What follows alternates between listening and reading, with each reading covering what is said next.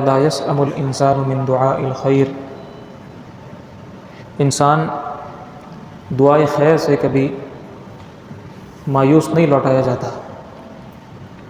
کہتے ہیں نا ہمارے لیے دعائے خیر کرنا، ٹھیک ہے، تو دعا کرنا بھی ٹھیک ہے، دعائے خیر بھی ٹھیک ہے۔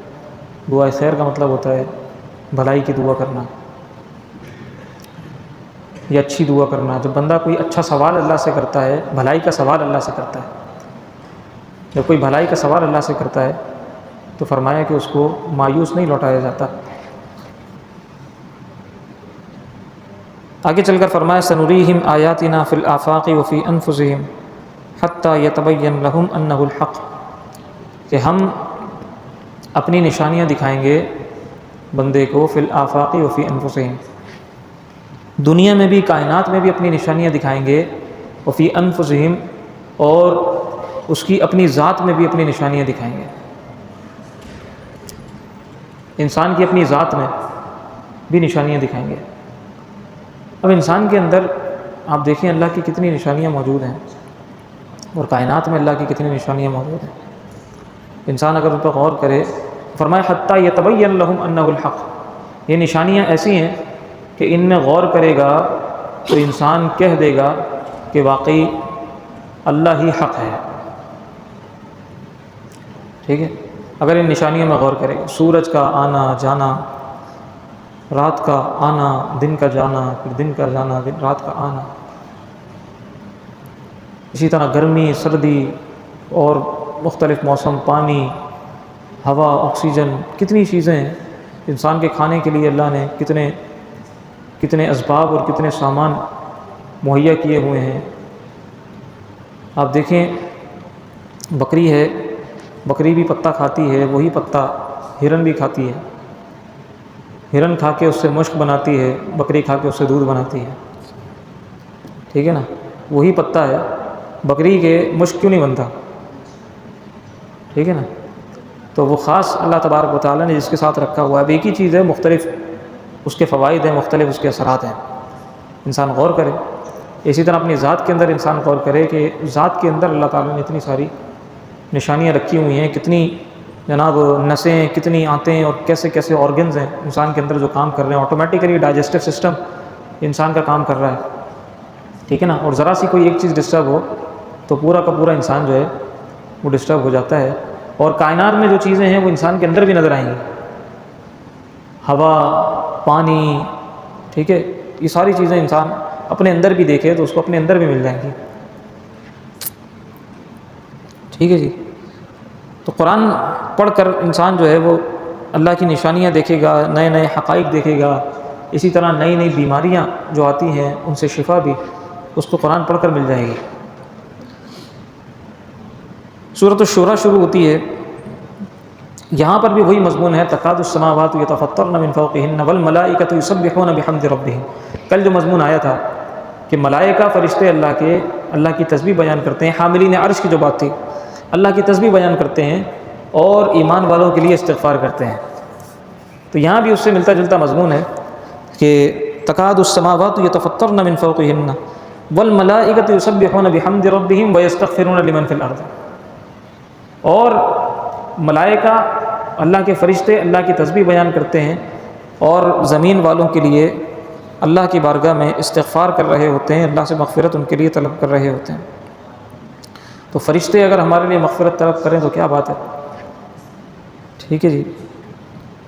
پھر آگے چل کر فرمائے وَهُوَ الَّذِي يَقْبَلُ التَّوْبَةَ عَنْ عِبَادِهِ، یہ بھی بڑی خوشخبری ہے۔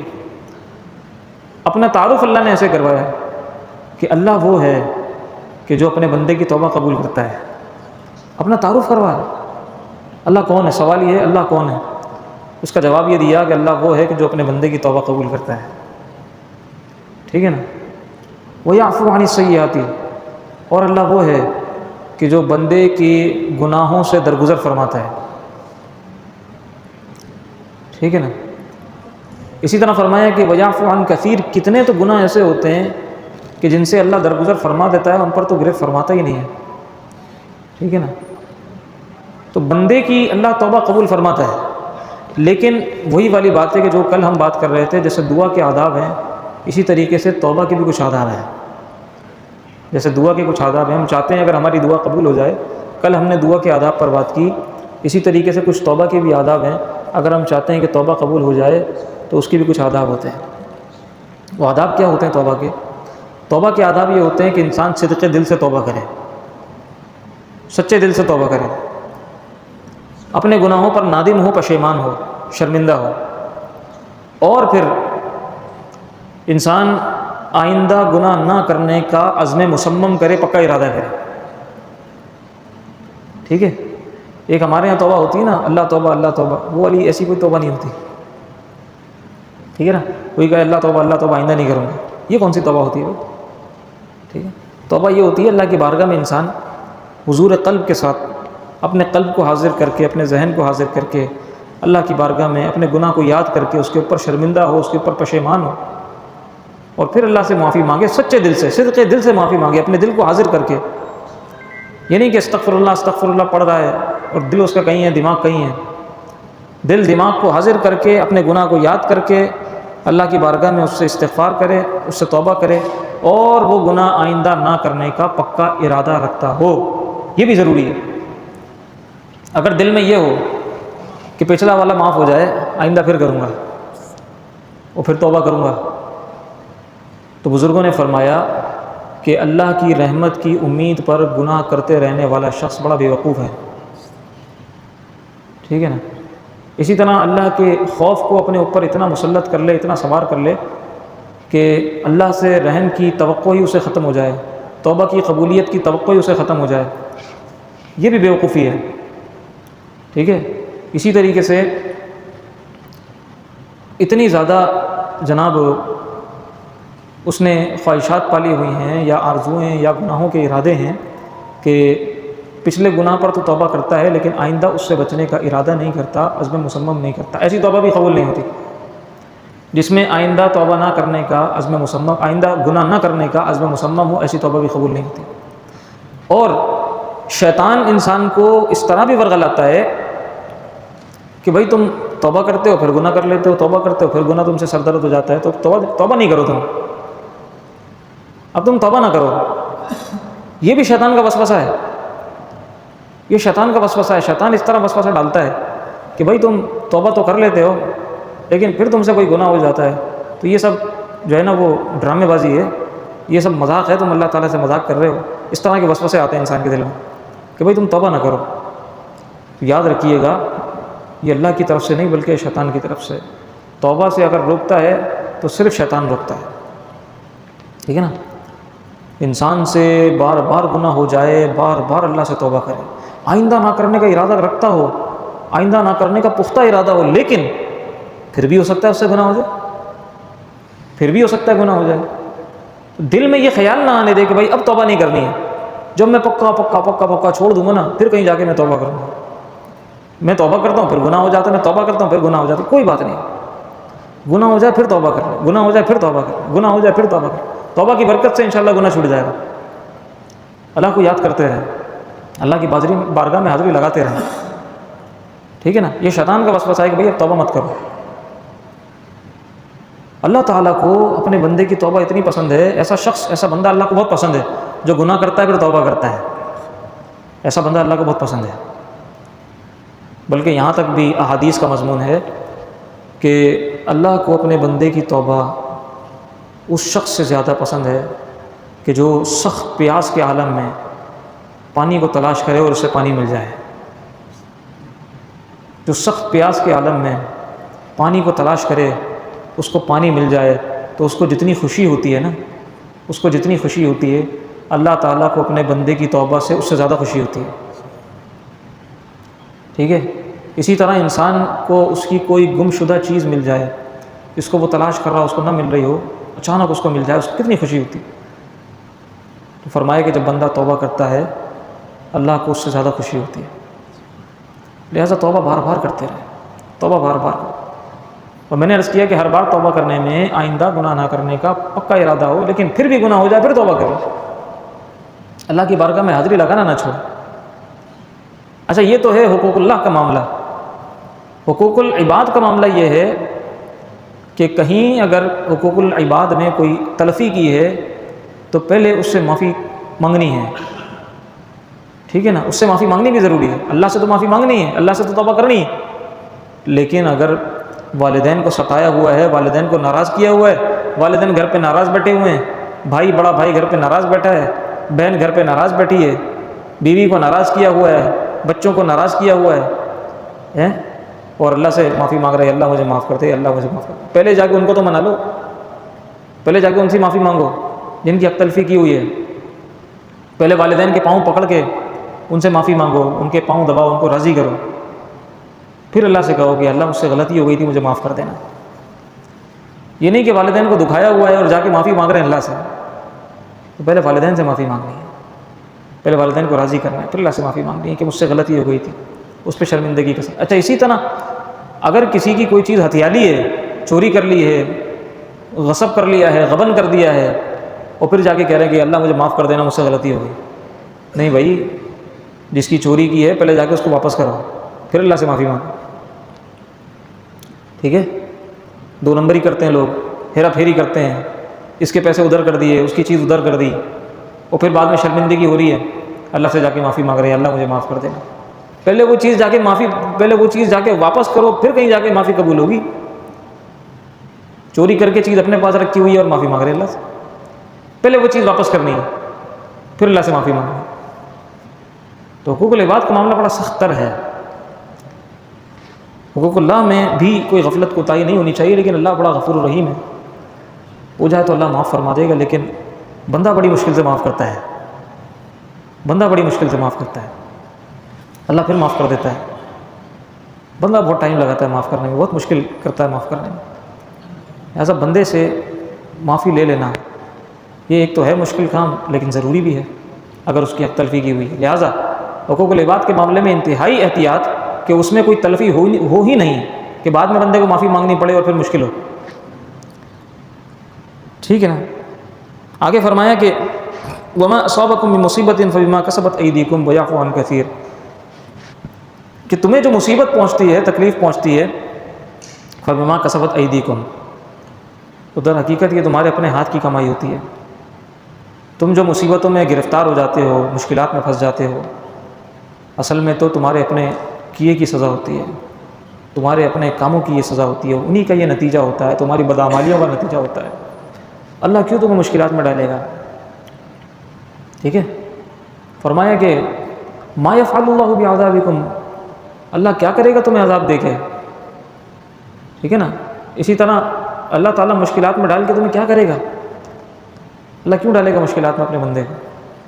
یہ جو مشکلات ہوتی ہیں در حقیقت یہ ہمارے اپنے اعمال کا نتیجہ ہوتی ہیں، ہماری اپنی بدعمالیوں کی سزا ہوتی ہیں، اور پھر اس کے باوجود بھی جب ہم جا کے اللہ سے معافی مانگتے ہیں تو مشکلات بھی دور ہو جاتی ہیں، بدعمالیاں بھی ہماری مٹ جاتی ہیں، مشکلات بھی دور ہو جاتی ہیں۔ فرمایا ویعفو عن کثیر، کتنے تو ایسے تمہارے گناہ ہوتے ہیں، کتنی ایسی چیزیں ہوتی ہیں کہ جن سے اللہ ویسے ہی درگزر فرما دیتا ہے۔ تھوڑی بہت جو تمہیں بدعمالیوں کی سزا دیتا ہے وہ تھوڑی بہت ہی ہوتی ہے، کتنے سے تو اللہ ویسے درگزر فرما دیتا ہے۔ اگر سب پر گرفت کرنے لگ جائے، اگر ہر گناہ پہ پکڑ کرنے لگ جائے تو پھر تم تو جی بھی نہیں سکو گے، تم زندگی نہیں گزار سکو گے۔ اگر ہر گناہ پہ گرفت ہونے لگ جائے، کتنے گناہ تو اللہ ویسے ہی معاف کر دیتا ہے، کتنے گناہ سے تو ویسے ہی درگزر فرما دیتا ہے، کسی پر گرفت ہو جاتی ہے، ٹھیک ہے نا، اور وہ انسان کو بہت زیادہ لگتی ہے، بہت بھاری لگتی ہے۔ تو اللہ کریم کی جو رحمتیں ہیں، اللہ کا جو کرم ہے وہ بے پناہ ہے، بے انتہا ہے، لامتناہی ہے۔ حضرت عائشہ صدیقہ رضی اللہ تعالی عنہا سے روایت ہے، یہ بھی انتہائی اہم بات ہے، سمجھنے والی بات ہے۔ فرمایا کہ جب انسان کے گناہ بہت ہو جاتے ہیں، بدعمالیاں بہت ہو جاتی ہیں، تو اللہ اسے غم میں مبتلا کر دیتا ہے۔ اب دیکھیے گا، گناہ گار شخص آپ کو پریشان نظر آئے گا، بے چین نظر آئے گا، اس کو کہیں سکون ہی نہیں مل رہا ہوگا۔ جو گناہ گار شخص ہے نا، بے چین ہوتا ہے، پریشان ہوتا ہے، سکون نہیں ملتا اس کو کہیں۔ ایک ہی جگہ آ کے سکون ملتا ہے، وہ ہے اللہ کی بارگاہ۔ اسی لیے فرمایا کہ الا بذکر اللہ تطمئن القلوب، اللہ کی یاد سے ہی دلوں کو چین ملتا ہے۔ اپنے گناہ آ کر اللہ کو سنا دو، اپنی مشکلات آ کے اللہ کو بتا دو، خلوت میں بیٹھ کر اللہ کو یاد کرو، اللہ سے باتیں کرو، سارے غم دھل جاتے ہیں، ساری مشکلات دور ہو جاتی ہیں۔ ساری پریشانیاں ختم ہو جاتی ہیں۔ تو اصل میں تو جو ہم اللہ سے بھاگتے ہیں نا، مسئلہ یہاں سے شروع ہوتا ہے۔ مسئلے کی بنیاد یہ ہے اللہ سے بھاگنا۔ نماز کا وقت ہو گیا، چھپتے پھر رہے ہیں، بھاگ رہے ہیں ادھر سے ادھر، کسی طرح بچ جائیں اور نماز نہ پڑھیں۔ اللہ سے بھاگ رہے ہیں، اللہ سے چھپ رہے ہیں، روزہ نہیں رکھ رہے۔ اچھا، جس نے روزہ نہیں رکھا وہ انتہائی پریشان نظر آئے گا آپ کو رمضان میں، ٹھیک ہے؟ جس نے روزہ رکھا وہ بڑا مطمئن ہے، وہ سکون سے اپنے روزے کو پورا کر رہا ہے، اور جس نے نہیں رکھا وہ بہت پریشان ہے، کبھی ادھر بھاگتا ہے کبھی ادھر بھاگتا ہے۔ اب روزہ تو نہیں رکھا لیکن سب کے سامنے کھا پی بھی نہیں سکتا، کبھی دکانیں تلاش کرے گا، کبھی کسی طرح کوشش کرے گا کھا پی لے، کسی طرح کوئی موقع مل جائے، اور کوئی روزے دار اس کو دیکھ لے تو شرمندہ ہو جائے گا، انتہائی پریشان نظر آئے گا۔ تو یہ بھی تو گناہ ہے نا، رمضان میں روزہ چھوڑ دینا بلا عذر بلا وجہ، یہ بھی گناہ ہے۔ تو ظاہر ہے گناہ گار پریشان نظر آتا ہے، شرمندہ نظر آتا ہے، ٹھیک ہے نا؟ تو اصل میں نے عرض کیا کہ مسئلے کی جو جڑ ہے نا وہ ہے اللہ سے بھاگنا۔ اور آپ دیکھیں کتنے پیار سے اللہ نے بلایا ہے۔ اللہ نے فرمایا یا ایھا الانسان ما غرک بربک الکریم، اے انسان وہ کون سی چیز ہے جو تجھے اللہ سے بھگا رہی ہے؟ اللہ، ما غرک بربک الکریم، اللہ سے تجھے کون بھگا رہا ہے؟ الذی خلقک، دیکھ تو ذرا اللہ ہے کون؟ الذی خلقک، جس نے تجھے پیدا کیا ہے، فسواک، پھر تجھے ٹھیک ٹھیک بنا دیا، تیرے سارے اعضاء ٹھیک ٹھیک جگہ پہ فٹ کر دیے، زبردست بنایا ہے، بہترین، فی ای صورت ما شاء رکبک، پھر جو صورت، پیاری سی صورت چاہیے اللہ نے اس میں تجھے ڈھال دیا ہے، اتنا خوبصورت تجھے بنایا ہے، تجھے پیدا اس نے کیا ہے، تجھے ٹھیک ٹھیک تیرے اعضاء لگائے ہیں، بالکل فٹ فاٹ ہے، صحیح سالم ہے، بہترین صورت میں پیدا کیا ہے، اس سے بھاگ رہا ہے؟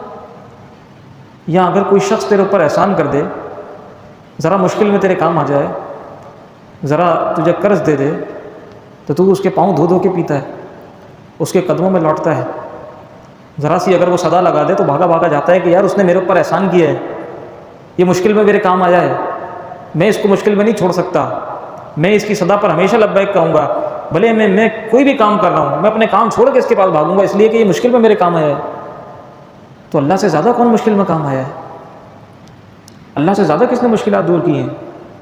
اسی نے تو پیدا کیا ہے، اسی نے وجود بخشا ہے، اسی نے بہترین صورت عطا کی ہے، اسی نے جناب ہمیں صحیح سالم بنایا ہے، اسی نے زندگی کے اسباب ہمیں مہیا کیے ہیں، سب کچھ اسی نے، جانور بنائے، چرند پرند بنائے، اور سب کچھ بنا کے کہا کہ یہ سب تیرے لیے ہے، اے انسان، اے انسان یہ سب تیرے لیے ہے، کسی پر جا کر تم سواری کرو، کسی کو کاٹ کے اس کا گوشت کھاؤ، کسی کا تم دودھ پیو، یہ سب تمہارے لیے بنایا ہے، سب پوری کائنات تمہارے لیے سجائی ہے حضرت انسان کے لیے، اور حضرت انسان دندناتے پھر رہے ہیں زمین پر، اللہ سے بھاگتے پھر رہے ہیں۔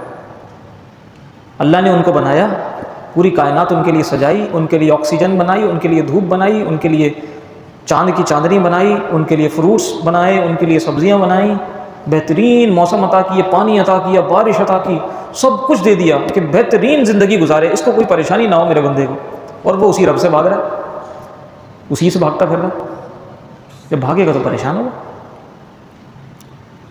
کتنی پیار سے پکارا ہے، آپ دیکھیں، پھر سنیں، یا ایھا الانسان، اے انسان، ما غرک، وہ کون سی چیز ہے جس نے تجھے اپنے رب سے بھگا دیا ہے؟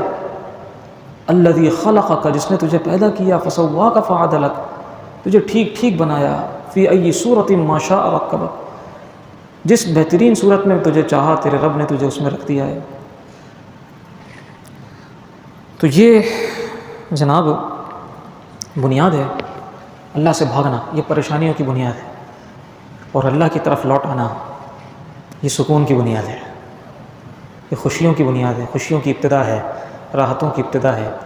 آج تاخرات ہے، کیا معلوم کہ یہ شب قدر اللہ کی طرف لوٹ کر اللہ کو یاد کریں، اور 1000 مہینوں سے زیادہ افضل رات ممکن ہے کہ آج ہمیں مل جائے، اس میں عبادت کا لطف مل جائے، اس میں جناب 2 نوافل پڑھ لیے تو 1000 مہینوں سے زیادہ افضل رات میں 2 نوافل ادا کیے ہیں، سبحان اللہ، کتنے عظیم نوافل، اسی میں ہم اللہ سے توبہ کریں، استغفار کریں۔ معتکفین ماشاءاللہ آئے ہیں اللہ کی بارگاہ میں، اب پڑاؤ ڈال دیا ہے، اپنا بستر لگا دیا ہے کہ مغفرت لے کر ہی جائیں گے یہاں سے، ویسے نہیں جائیں گے، ان کا تو کام ہی عبادت کرنا ہے۔ تو آپ خصوصی طور پر مستعد ہو جائیں، تیار ہو جائیں، سستی چھوڑ دیں، غفلتیں چھوڑ دیں، اللہ کو منا کر یہاں سے جانا ہے، یہ عہد کر کے آئیں، عہد کر کے بیٹھیں۔ باتیں فضول گوئی، مسجد میں جو فضول گوئی ہے، فضول باتیں ہیں، دنیاوی باتیں ہیں، وہ اعمال کو کھا جاتی ہیں جیسے آگ لکڑی کو کھا جاتی ہے۔ ایسا نہ ہو خدا نہ خواستہ کہ کرنے آئے تھے نیک اعمال، الٹا جو کچھ لے کے آئے تھے وہ بھی گنوا کے چلے گئے، پہلے جو کچھ اکاؤنٹ میں تھا بیلنس وہ بھی زیرو کر دیا، بلکہ اور مائنس میں چلے گئے، ٹھیک ہے نا۔ تو جتنی عطا ہے پھر اتنی گرفت بھی ہے، یہ بارگاہ بڑی نازک ہے، بہت سینسٹیو ہے، اس کا احترام کرنا ہے، ٹھیک ہے، اپنے گھر کی طرح اس کو استعمال نہیں کرنا، یہ اللہ کی بارگاہ ہے، یہ اللہ کا گھر ہے، انتہائی احترام کے ساتھ یہاں ہمیں اعتکاف بھی کرنا ہے۔ جتنے زیادہ مؤدب رہیں گے، جتنا احترام کریں گے اتنا کما لیں گے، اور جتنی بے ادبی کریں گے اتنا گنوا دیں گے۔ اللہ کریم ہمارے حال پر رحم فرمائے، اور ماہ رمضان کی رحمتیں برکتیں، اب عشرہ جہنم سے خلاصی شروع ہو چکا ہے، اللہ ہم سب کو جہنم سے خلاصی عطا فرمائے، اللہ کریم ہماری عبادات کوششوں کو اپنی بارگاہ میں قبول فرمائے، اور ہم سب کو اللہ کریم شب قدر میں عبادت کی توفیق عطا فرما دے۔